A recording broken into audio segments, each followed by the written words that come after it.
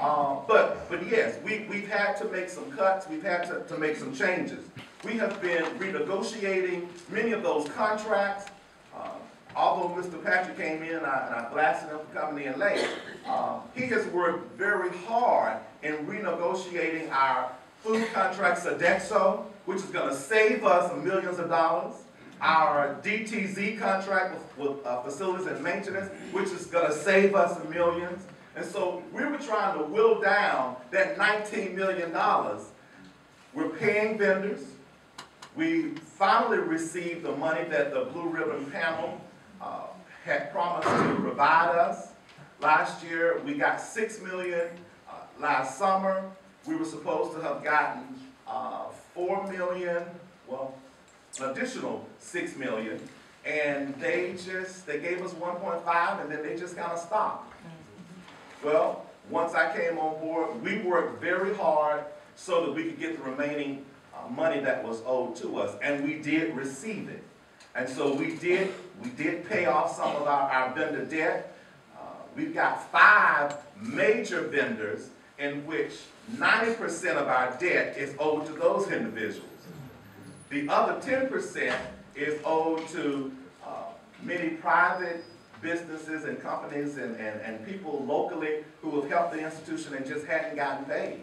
And so our first priority was to pay those individuals off because they need to survive and thrive as well. And if we continue to use those individuals and require their services, we've got to pay them. And so we use those dollars to do that.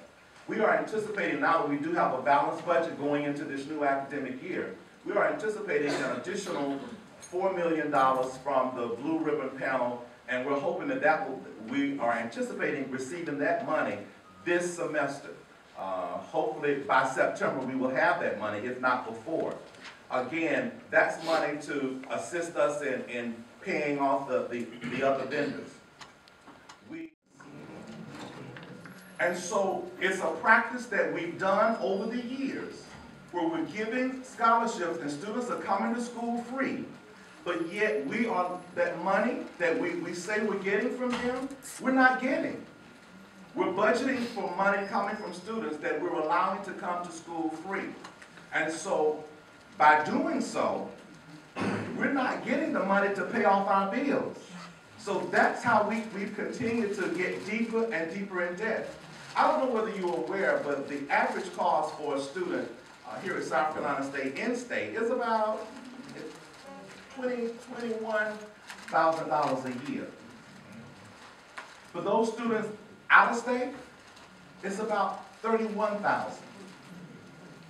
So that when you give 10 scholarships to out-of-state students, that's $310,000. That's just for 10. Not thinking about the ones you've given the previous year and you're paying, and so it has just gotten out of hand. And some people say, Dr. Evans, there are a lot of alums who live out of state and they want their children to come to South Carolina State. I want them here as well.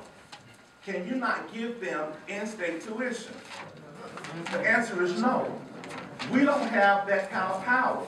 That's a legislative act. The folks in Columbia have to make that decision. That has to be law in order to do that. And when they do it, rest assured, if they were to do it, it's going to affect other institutions as well. And people say, well, in Georgia, Savannah State is now able to allow individuals from South Carolina and Florida to come into their institution in-state. Oh, yeah, that is true. But what you fail to realize is the Board of Regents, they made that decision and Savannah State benefited from it. But it wasn't just made for Savannah State. That's right. It was made for Armstrong State, the European American institution, one of the other coastal institutions. So Savannah State is just reaping the benefit that was designed for the PWI, predominantly white institution. But Savannah is a bordering town. So here in South Carolina, if we were to have something like that done, Orangeburg is in the Midlands, and so it's not a bordering town to North Carolina, to Georgia, or to Florida. And so it's going to be very difficult for us to get something like that passed through the legislature without them doing something for Coastal Carolina and everybody else. And so I'm just making you aware of that. So but it's not where South Carolina State can make a decision where we're not going to charge out-of-state tuition. We can't do that.